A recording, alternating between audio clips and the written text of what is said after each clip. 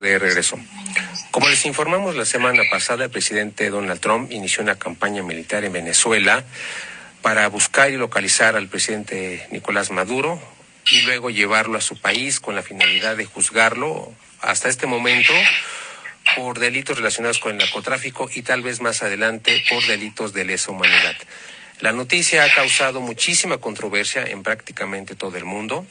Debido a la forma como ocurrieron los hechos, pues unos apoyan la decisión del presidente Trump, mientras que la mayoría reprueba esa intervención que consideran ilegítima y violatoria de la soberanía de Venezuela. Vamos a platicar de este tema y para este fin nos acompaña nuevamente el historiador Alfredo Ruiz Islas. Buenos días, Alfredo, gracias por acompañarnos. Hola, Francisco, buenos días, gracias a ti por la invitación. Pues lo platicamos hace 15 días, Alfredo, si mal no recuerdo, y nos decías tú, para cerrar 2025, que Venezuela sería una noticia que seguramente daría de qué hablar en el 2026. Y mira, ya arrancando el año, tenemos esta noticia que obviamente vamos a platicar contigo. Así que quiero preguntarte, ¿cuál es tu opinión sobre la detención del presidente de Venezuela ocurrido hace una semana?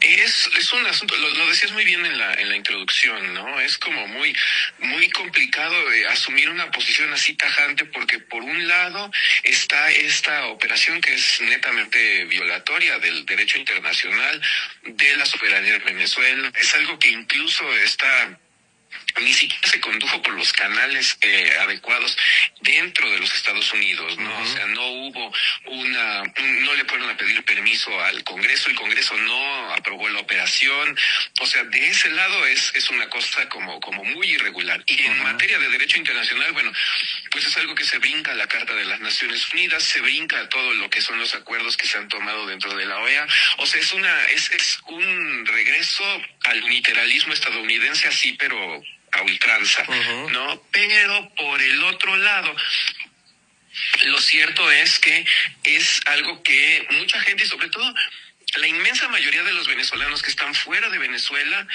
la aprueban porque entienden que era la única manera en la que podía finalizar el régimen de Maduro.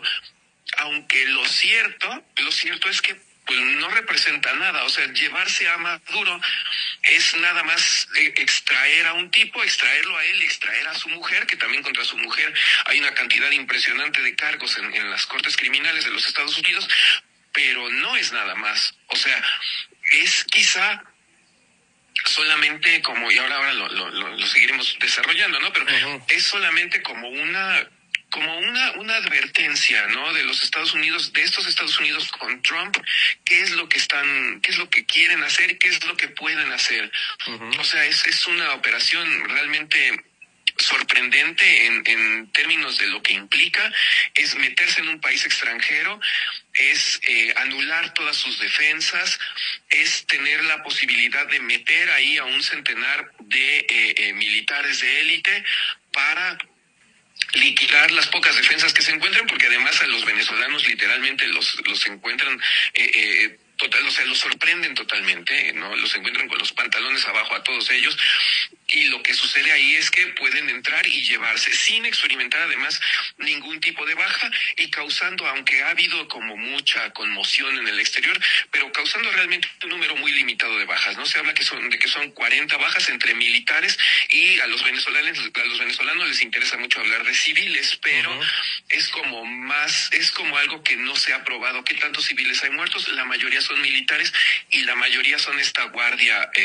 cubana que tenía Maduro. Entonces, creo yo que eso es como sí, en términos del acontecimiento, es esto, ¿no? Es una operación sí ilegal, pero al mismo tiempo es una operación que mucha gente juzga como necesaria y conveniente, y además en términos estratégicos es algo que de verdad lo dijeron ese día Hexet y el propio Trump, ¿no? Es algo que solo los Estados Unidos iban a poder hacer por las cosas que requieren, ¿no? Ya después los rusos dijeron, es cualquier cosa y nosotros podríamos haberlo hecho mejor, pero la verdad es que o sea, todos los frentes que fueron tomando, o sea, y que se han ido explicando a lo largo de la semana, ¿no? Todo esto, desde que llega la flota y se aposenta ahí frente a la costa de Venezuela, y lo que empieza a hacer es a tomar información. ¿no? A recopilar información, a saber cómo operan los radares, a ver cuál es el movimiento que hay en el espacio aéreo,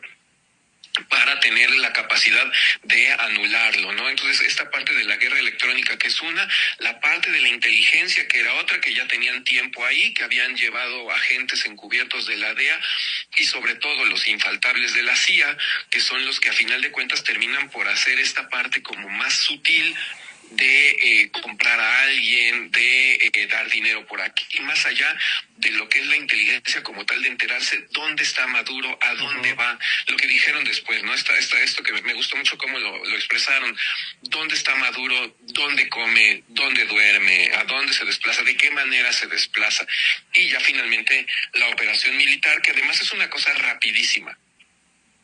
Entonces, me parece que así como el acontecimiento lo podemos caracterizar de esta manera. Claro, comparto tu opinión. No hubo autorización del Congreso para esta campaña. Sí hay violación a tratados internacionales y esa es una realidad que tenemos que aceptar. Todos y cada uno de los tratados que se han firmado en el mundo para respetar básicamente la soberanía nacional, la soberanía interna de cada país. No se puede en pleno siglo XXI ingresar a un país y llevarte a su presidente para juzgarlo en tu país. Estoy de acuerdo contigo, creo que esta medida muestra lo que puede hacer Estados Unidos en pleno siglo XXI, cómo y cuándo lo puede hacer. Es cuestión de elegir alguna víctima, por así decirlo, y regresar al unilateralismo americano del siglo XX, precisamente como se daban las cosas el siglo pasado en América Latina, todas las intervenciones que fueron respaldadas y justificadas, en las que Estados Unidos de alguna manera intervino en varios gobiernos latinoamericanos. Ahora se retoma esta tradición americana. Ya Trump, enseñorado, señalaba, pues lo mismo puede ocurrir en México, en fin, en cualquier otra parte del mundo. Por otro lado está el contraste que señalas de que los ciudadanos venezolanos en su país y fuera de él pues festejan esta forma abrupta de deshacerse de Maduro. Y se especula al respecto, que seguramente lo vamos a tratar, Alfredo, que la intención de Estados Unidos es el petróleo y ya Donald Trump ha tomado medidas al respecto y que no se vale que Estados Unidos se quiera robar el petróleo de Venezuela. Pero los venezolanos dicen, es que yo tengo más de 50 años viviendo aquí, desde tiempos de mis padres y mis abuelos, y nunca hemos visto un centavo del petróleo de mi país. Entonces, si tú me dices que esa es la intención, a mí como civil no me afecta, no me beneficia, porque no he visto ni un centavo de mi petróleo. Por otro lado, hay quien especula de que China, Irán, Rusia querían lo mismo. Entonces, ¿por qué no criticar? ¿Por qué no juzgar a las potencias orientales, que la intención era la misma al final del día? En fin, son muchas posturas, Alfredo, de verdad, no sabemos cómo vaya a terminar esto. Lo que sí es importante, como lo comentas, es poner el ojo en Estados Unidos, que ha regresado a sus viejas prácticas del siglo XX, y ver exactamente qué medida va a seguir con Maduro y qué otra medida va a tomar Donald Trump en relación a algún otro país latinoamericano. Y bueno, Venezuela pues está hecho un caos, está dividida, hay quienes apoyan a Maduro, hay quienes no, y quiero preguntarte, Alfredo, ¿qué sigue para Venezuela? ¿Cuál será el escenario político para este país sin la presencia de su presidente Nicolás Maduro? Es que ahí es donde está lo complejo, ¿no? O sea, se llevan a Maduro, pero el régimen queda igual. O sea, es un régimen que no se ha movido, que están todos ahí. El que aparece, que ya era como muy notorio, pero ahora quiere capitalizar esto, es este sujeto Nicolás Maduro Guerra, o sea, el muy famoso ya ahora Nicolásito, que quiere ver qué consigue. Pero lo cierto es que la estructura del poder pues es lo normal, o sea, quitan al de arriba y todos se mueven tantito. El asunto es haberle dado el poder a Delcy Rodríguez. Hay una cantidad muy grande de hipótesis que circulan en todas partes, donde dicen que ella es el punto clave para la detención de Maduro, que ella es quien lo entregó, ella es quien está de acuerdo con los estadounidenses. Ella es, incluso que por eso Trump permite que ella esté ahí y la deja al frente del gobierno. Lo cierto es que no hay información desde adentro, información que circule así fidedigna de lo que pasa en el gobierno de Venezuela es muy escasa. Y además esto sería muy, muy contradictorio. O sea, ella por un lado hacia afuera no está haciendo mucho. No, o sea, todo lo que tenemos son declaraciones de parte del gobierno de los Estados Unidos hablando de estos 30, estos 50 millones de barriles de petróleo que necesita ya Trump, estos 100,000 millones de dólares que pidió ayer a las compañías petroleras para invertir en Venezuela y reactivar. Pero lo cierto es que el gobierno de Venezuela en ningún momento oficialmente está abriendo la puerta. Claro. O sea, ellos siguen en lo suyo, ellos siguen en que van a resistir, en que no son colonia de nadie, en que no se van a llevar a su presidente así como así. Está el discurso de Nicolásito el otro día de papá, te voy a volver a abrazar, y todo el mundo pensando pues lo va a volver a abrazar en Nueva York, en la corte, porque de otra manera no se ve cómo. Y además está también esta parte como muy dura del chavismo, ¿no? Que son, por un lado, Vladimir Padrino y por el otro lado, Diosdado Cabello, que son, o sea, están realmente muy enojados porque los sorprendieron totalmente. Lo único que alcanzaron fue a reaccionar, o sea, son posiciones reactivas, no proactivas, no pudieron proteger al presidente, no pudieron hacer nada. Y al mismo tiempo está Delcy Rodríguez en la vicepresidencia, bueno, ahora ya investida como presidente, pero además, entre paréntesis, investida como presidente de una manera muy particular, porque el Tribunal Supremo de Venezuela la instruyó para que accediera a la presidencia, pero no conforme lo marca la ley en Venezuela. O sea, la ley en Venezuela dice que ante la ausencia total del presidente, el vicepresidente sube, y si están dentro de la primera mitad del periodo de gobierno, tiene que convocar elecciones en los siguientes 30 días.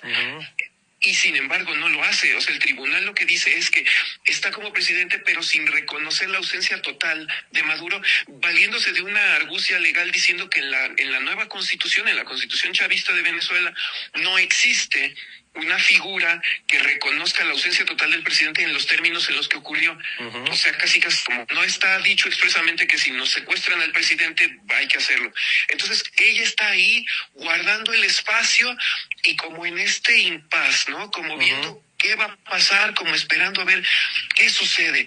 No se sabe qué va a hacer, no ha tomado todavía decisiones graves, incluso no ha nombrado un vicepresidente, que eso desconozco cuál sea el marco legal en Venezuela.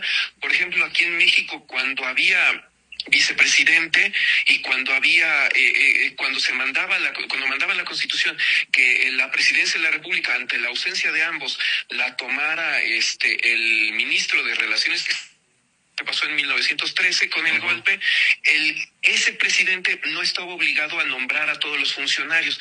Por eso fue que Victoriano Huerta sube, porque lo nombran secretario de Gobernación, y él a partir de ahí sube cuando Lascurain renuncia, ¿no? Entonces, en Venezuela no sé si esto cómo funciona, o sea, si Delcy Rodríguez, como en esta presidencia sustituta o interina o de por mientras o como le llamen, tiene que llenar todos los escaños. Eso daría mucho color para saber cómo está, o sea, de qué lado está, a qué grupo está favoreciendo, porque además lo decías muy bien, el gobierno está partido totalmente. O sea, todo mundo quiere capitalizar, todo mundo quiere hacerse con el poder, y la verdad es que el que está en una muy buena posición para ello es el hermano de Delcy Rodríguez, que lo acaban de nombrar, lo acaban de ratificar, lo acaban de reelegir como presidente de la Asamblea Nacional. Entonces, ¿qué viene para ellos? Es un misterio. Trump acaba de decir que acaba de cancelar el ataque, la segunda fase de ataques que tenía planeado. O sea, como que les está dando la oportunidad de que honren esa palabra que nadie ha visto, que nadie ha escuchado en ningún lugar, que nadie ha visto en ningún documento, esa palabra donde, según Trump, le dicen que van a cooperar y que van a estar con él. O sea, me parece que es parte del juego discursivo de Trump, que en ese sentido siempre es muy sagaz como para meter ruido. No, yo digo que me están ayudando, pero a la mera hora nadie ha visto que realmente lo estén ayudando. O sea, están liberando, ayer dijo, es un paso de buena voluntad haber liberado presos políticos. Son 1,200 presos políticos, el cálculo más conservador que se tiene en Venezuela. Liberó a 5 españoles. Ni siquiera liberó a todos los españoles, que son 20. Le quedan 15. Entonces, La verdad es que Venezuela hoy en día es una interrogación, es un enigma total, y es algo que hay que ir viendo, yo creo, día a día, ¿no? Para saber realmente cómo se mueve el gobierno y si todo lo que está pasando, lo que está diciendo Estados Unidos, está pasando.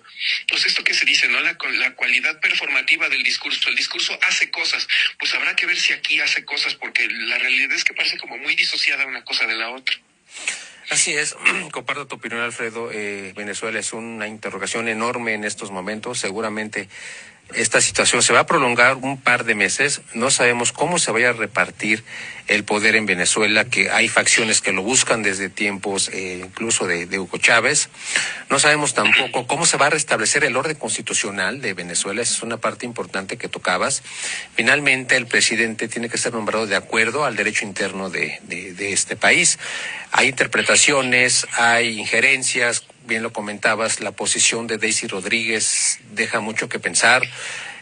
El país tiene que ceñirse a lo que dice su derecho interno, por eso yo comentaba que va a ser muy interesante la manera en que se va a restablecer el orden. Es una situación complicada que no habíamos visto en América Latina, pues yo creo que desde tiempos de la Guerra Fría.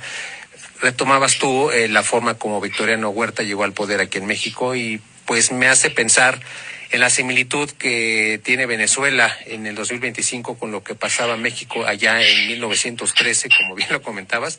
Es una situación de verdad que no habíamos visto en nuestro caso desde principios del siglo XX. Estamos hablando de muchos años de diferencia. Lo que también platicamos en su momento, Alfredo, cómo América Latina sigue siendo una región pues inmadura desde un punto de vista político, que nuestras democracias, si bien no son perfectas, las estamos pues precisamente madurando y nos falta creo que muchísimo para restablecer el orden en la región. Los analistas comentaban que esta situación nos muestra la fragilidad del gobierno venezolano, la fragilidad de sus instituciones, y si escarbamos creo que no es el único país. Habrá otros que están en igualdad de circunstancias.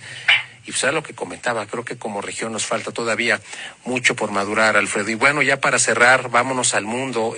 Pues ¿cuál sería el escenario en cuanto a las potencias orientales en general y en América Latina en particular en relación a la detención de Nicolás Maduro? Es que ahí y lo comentabas hace rato, ¿no? Ahí creo que la parte como más fina de la acción de Trump, ¿no? O sea, ¿qué es lo que él pretende como en el corto plazo y en el largo plazo, ¿no?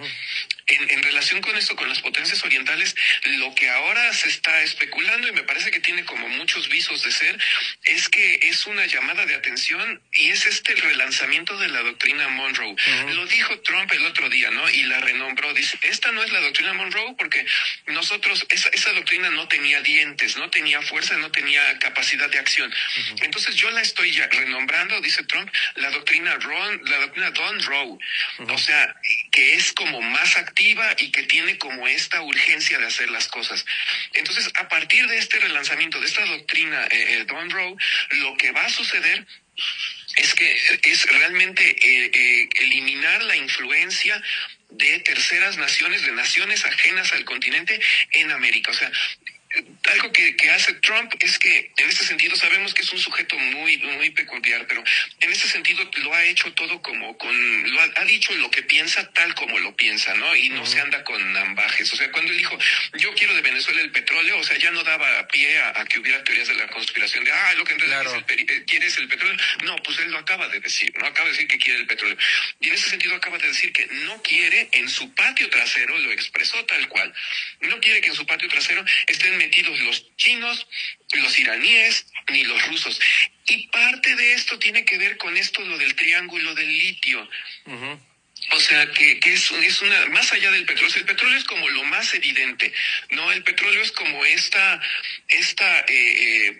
arma de negociación que tenía Venezuela, como gran bien del que poseían, que además ahora lo que salió el otro día, estaban hablando de que esto de las reservas, de Venezuela, que es algo que no son reservas probadas. Decían, es algo que Hugo Chávez aumentó por decreto, pero que de verdad falta hacer las exploraciones necesarias. Es como una suposición, ¿no? Uh-huh. Pero le sirvió a ellos mucho en el régimen para sostenerlo. Entonces, más allá del asunto del petróleo, que es esto de cortar los suministros a Cuba y demás, y tratar por ahí de estrangular a la dictadura, está el asunto del litio y eliminar la posibilidad de que los chinos y los rusos se metan y se lo lleven, ¿no? Entonces, esto es, creo que es una parte de la ecuación. Y la otra es esta agenda que estuvo ya desarrollando Trump en estos días y que es como muy clara y que le hemos ido viendo cómo se mueve, ¿no? A partir, además, de dejar claro que él, si lo dice, lo hace. No sabemos cómo, pero lo va a hacer. Y entonces ya lo enumeró. Es Cuba, es Irán, son los cárteles mexicanos y es Groenlandia. Es lo que está así como en la primera línea y ya de todos ya como que tiene un plan, ¿no? Uh-huh. Ayer especulaban mucho en Teherán, a partir de que el gobierno dice, bueno, ya nos cansamos y ya ahora sí vamos a parar esas manifestaciones porque están llegando como a límites inaceptables. O sea, la verdad es que se le está saliendo de las manos al régimen toda la manifestación y ellos están viendo cómo empieza a parecerse ya más a una revolución que a un mero motín. Lo que decían ayer era, bueno, ¿y dónde está Donald Trump? Que él había dicho que iba a apoyar a esos manifestantes.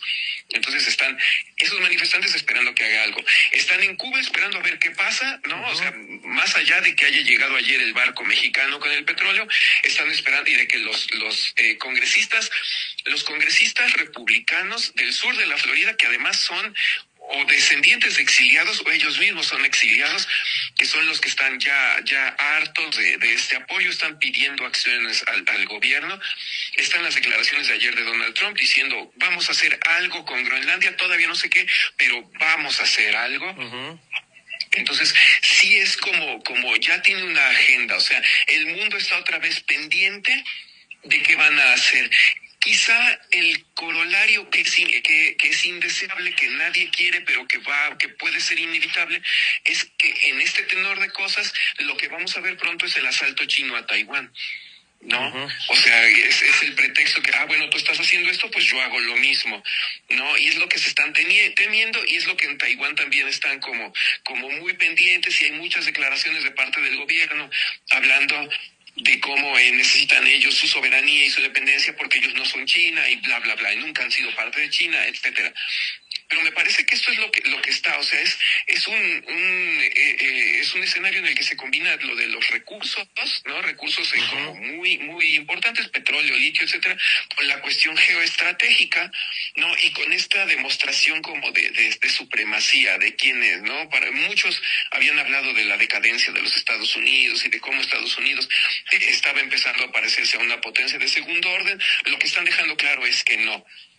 La última pregunta sería si realmente se quieren pelear con los europeos o no, que ese sería como lo que queda ahí por resolver, me parece, en Groenlandia, porque los europeos no están para nada a favor de que haya esta invasión, esta toma, como lo llame Trump, uh-huh. Y entonces eso sería quizá el fin de la OTAN como la conocemos, o incluso el fin total de la OTAN. Es correcto, creo que Donald Trump ya tiene su agenda más que preparada en regiones clave para este país. Está Irán, está Groenlandia, que también está este tema en el ojo del huracán, los cárteles mexicanos, y bien comentabas este punto y creo que lo vamos a tratar más adelante, Alfredo. La intervención de Estados Unidos para administrar, entre comillas, el petróleo venezolano, que le va a cerrar la llave al suministro cubano. Sin embargo, está también el suministro mexicano y bueno, es una manera de acorralar al régimen. Es algo muy, muy interesante, como te comentaba hace un momento. Hay países que están igual o tal vez peor que Venezuela, y sí es importante que tomemos en cuenta todas y cada una de estas aristas para ver cómo se va a dibujar el escenario geopolítico y obviamente en particular qué va a pasar con Venezuela, qué va a pasar con nosotros también. Ya recibimos ahí una advertencia de que puede haber una invasión terrestre para ayudarnos igualmente, entre comillas, a combatir a los cárteles, que Donald Trump lo ha declarado abiertamente, que son los que gobiernan, que son los que dominan México, y que nuestro gobierno necesita una ayudadita, un empujoncito momento para resolver el problema. En fin, vamos a ver, Alfredo, qué ocurre y ya sabes, te dejamos el micrófono abierto para platicar de este y otro tema que así lo amerite. Muchísimas gracias. Encantado. Gracias, Alfredo. Gracias a ti. Gracias, saludos. Igualmente, saludos. Gracias.